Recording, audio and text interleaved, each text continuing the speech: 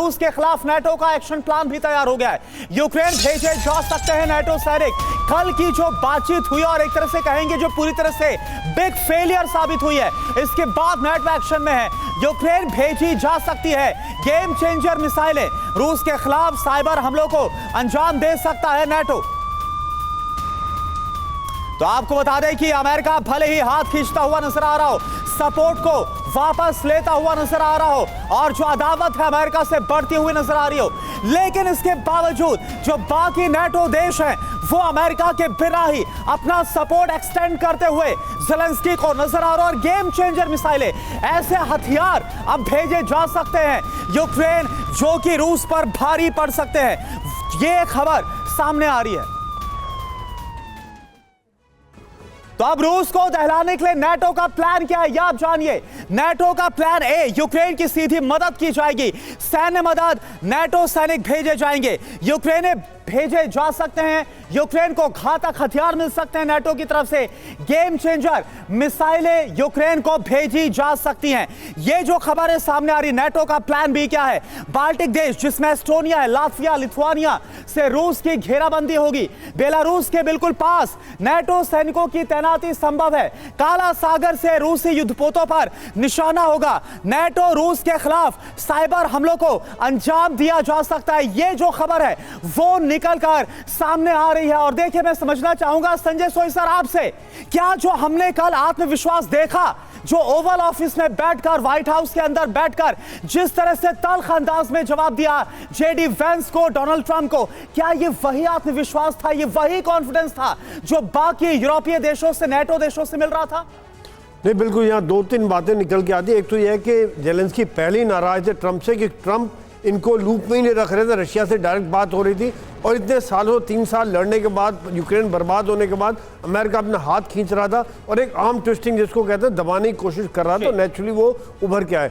दूसरी बात जो है, उन्होंने यूरोप का साथ उनको काफ़ी मिलना शुरू हो गया था। जिस प्रकार से ट्रंप ने हाथ खींच रहे थे, यूरोप का साथ उनको पिछले 1 महीने में चाहे हथियार है, चाहे मॉरल सपोर्ट है और एक इंटेलिजेंस है, हर तरह से उनको यूरोप का साथ मिलना शुरू हो गया था।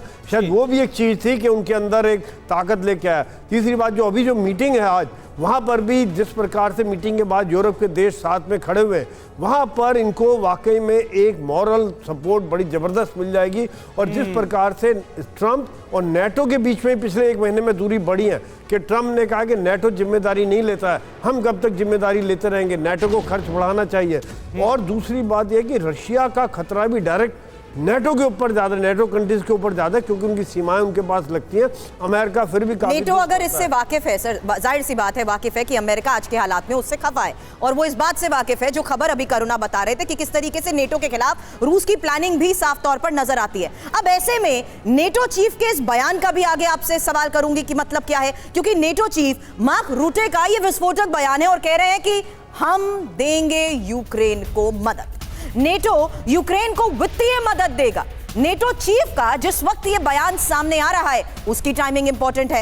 हालांकि रूस जिस रणनीति को लेकर करुणा आप इस वक्त बता रहे थे, नेटो के खिलाफ एक्शन प्लान की तैयारी कर चुका है और इस बयान का भी मतलब आगे एक्सपर्ट से समझेंगे, लेकिन उससे पहले करुणा डिटेल आपके पास। तो बिल्कुल देखिए, नाटो चीफ की तरफ से कहा गया जो फाइनेंशियल एड है वो दी जाएगी। नाटो की तरफ से ट्रंप का विश्वासघात, यूक्रेन को अब नाटो का साथ, नाटो यूक्रेन की मदद के लिए सामने आ गया है। नाटो ने साफ किया कि वो यूक्रेन के साथ खड़ा हुआ है, यानी कि साफ तौर पर अब जो नाटो में बिग जो डिवाइड है, बिग फ्रैक्शन साफ तौर पर नजर आ रहा है। नाटो ने ज़ेलेंस्की को बड़ी वित्तीय मदद देने का ऐलान कर दिया है। 2024 में नाटो ने यूक्रेन को दी है $43 बिलियन की सैन्य मदद। यह समझना बहुत जरूरी है, नाटो की चाल के पीछे आखिर क्या स्ट्रेटेजी है, यह आप समझिए। डोनाल्ड ट्रंप के आने के बाद नाटो से अमेरिका के संबंध असामान्य नजर आ रहे हैं। नाटो देश यूक्रेन का साथ देकर खेमे बंदी को और ज्यादा मजबूत कर रहे हैं। नाटो देशों और रूस के बीच पुरानी अदावत नजर आ रही है। मौजूदा हालात में नाटो के पास रूस से बदला लेने का एक बड़ा मौका है सुरभि, और यही वजह है कि इस मौके को बिल्कुल भी गंवाना नाटो नहीं चाहता है। लेकिन प्रोफेसर साहब, सवाल आपसे, क्या नेटो सीधे तौर पर युद्ध में उतरने के लिए तैयार है? निधि, हमको ऐसा लगता नहीं है कि अमेरिका के बिना, अमेरिकी इजाज़त के बिना, अमेरिकी स्वीकृति के बिना, अमेरिका के विरोध में नाटो रूस के साथ युद्ध करने की स्थिति में हो। अमेरिका साथ में है तो निश्चित रूप से नाटो सक्षम है, लेकिन ऐसी परिस्थिति हमें नहीं लगता है कि आने वाले समय में तो उत्पन्न सर इस होगी। बयान का मतलब क्या है फिर? ठीक है, हमने कहा कि ये सहायता से ज्यादा सांत्वना। देखिए, जर्मनी यूरोप का सबसे बड़ा देश है, सैनिक और आर्थिक रूप से भी वो सबसे मजबूत है, लेकिन उसकी अपनी स्थिति बहुत अच्छी नहीं है। तो ऐसे हालात में जब यूरोपीय देश खुद आर्थिक झंझटों से, समस्याओं से जूझ रहे हैं, तो बाहरी दुनिया के लिए वो किस हद तक जा सकते हैं, इस बात को समझा जा सकता है। जी बिल्कुल। और देखिए, यही वजह है कि नेटो चीफ की तरफ से जो बयान है वो बहुत आज के हालात को लेकर अहम हो जाते हैं।